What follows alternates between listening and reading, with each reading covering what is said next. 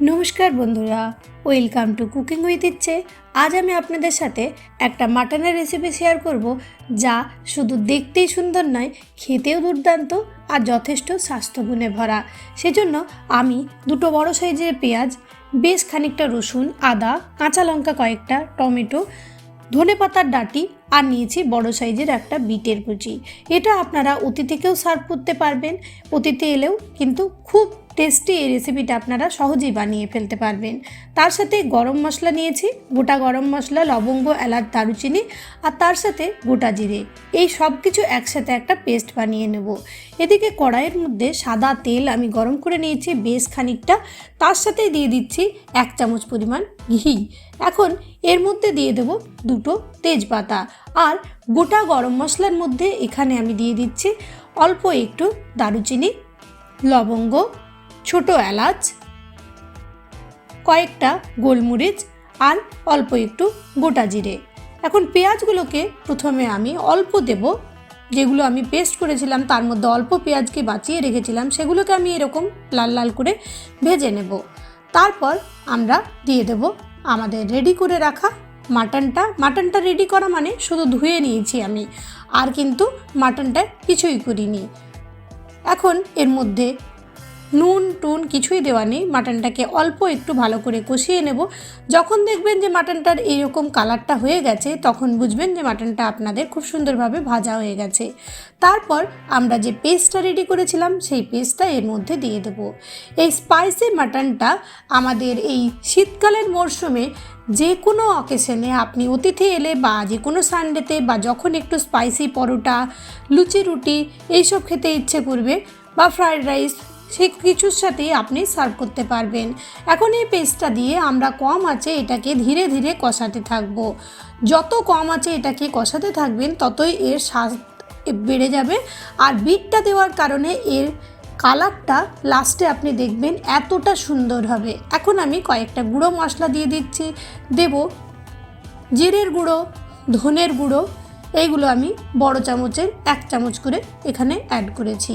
হলুদ দিয়ে দিচ্ছি 1 চামচ পরিমাণ। আর বিটটা দেওয়ার কারণে এটাতে দারুণ একটা রং চলে আসবে। দিলাম 1 চামচ লঙ্কার গুঁড়ো, তার সাথে দিচ্ছি পরিমাণ মতন নুন। এখানে মনে রাখতে হবে আগে কিন্তু আমরা নুন দিইনি, তাই নুনটা এই অবস্থাতেই আমরা পুরোটার মধ্যে দিয়ে দেব পরিমাণ মতো। এখন সব কিছু ভালো করে মিশিয়ে আরও খানিকক্ষণের জন্য এটাকে কষাতে থাকব। যত কষাতে থাকবেন তত বিটের কালার আর মাটনের যে রেড মিট যেহেতু সব কিছু মিশিয়ে দুর্দান্ত রঙটা কিন্তু চেঞ্জ হতে থাকবে, আপনি নিজেই দেখে মুগ্ধ হয়ে যাবেন। চলুন দেখুন কষাতে কষাতে দেখুন এটার কিন্তু আমাদের অন্যরকম একটা টেক্সচার চলে আসছে। দিয়ে দিলাম অল্প একটু মিষ্টি। এখন চিনিটা দিয়েও ভালো করে এটাকে কষাবো। দেখুন অলরেডি কিন্তু তেল ছাড়তে শুরু হয়েছে, দেখেই বুঝতে পাচ্ছেন মাটন কিন্তু এইবার কড়াই থেকে আলাদা হতে শুরু করেছে।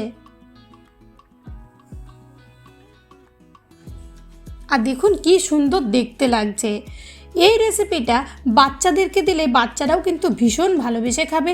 একে তো মাটনের গুণাগুণের কিছু বলার নেই, তার সাথে বিট দেওয়াতে এটা একটা দারুণ হেলদিও রেসিপি হবে।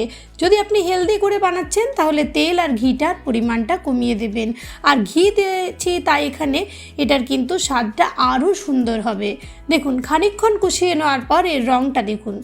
এখন আমি যেটা মিক্সারে পেস্ট করেছিলাম সেই পেস্টটার মধ্যেই কুসুম গরম জল দিয়েছিলাম আর সেই জলটাই আমি এটার মধ্যে অ্যাড করে দিলাম।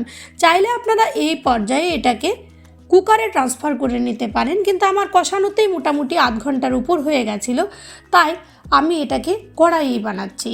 দিয়ে দিচ্ছি অল্প একটু কসুরি মেথি। কসুরি মেথিটা একটা দারুণ ফ্লেভার আনবে এই রেসিপিটার মধ্যে, তাই আমি অল্প একটু হাতে এরকমভাবে মধ্যে কসুরি মেথিটা দিয়ে দেবো। তারপর আর কি আরও অল্প জল দিয়ে এখন এটাকে ফুটতে দেব। মোটামুটি 1 ঘন্টা পরে ঢাকনা খুললেই আপনি দেখতে পাবেন যে এটার কালারটাও চেঞ্জ হয়ে গেছে আর এটা একেবারে দুর্দান্তভাবে একটা টেক্সচার এসছে। এখন চেক করে নেওয়ার পালা সেদ্ধ হয়েছে কিনা। দেখুন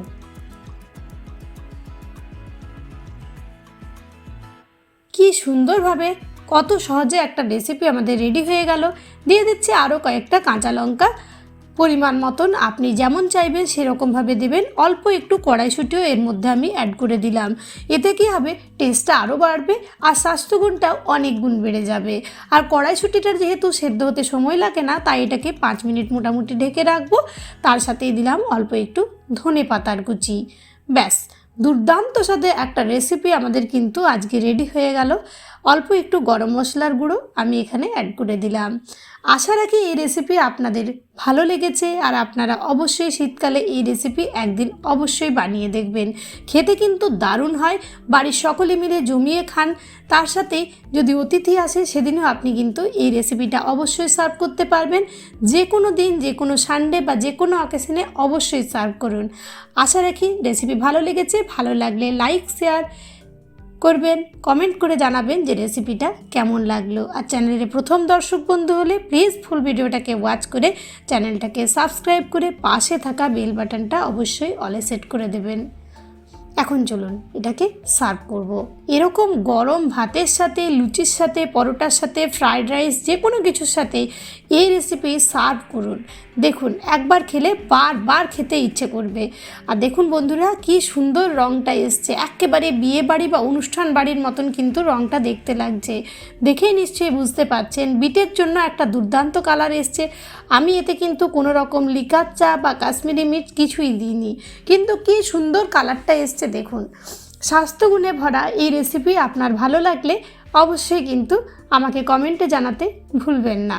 চলুন, গরম ভাতে এখন এটাকে আমি সার্ভ করব।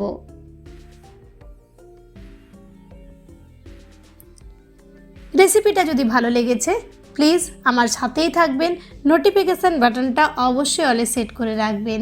সবাই ভালো থাকবেন, সুস্থ থাকবেন। ধন্যবাদ ভিডিওটা ফুল ওয়াচ করার জন্য।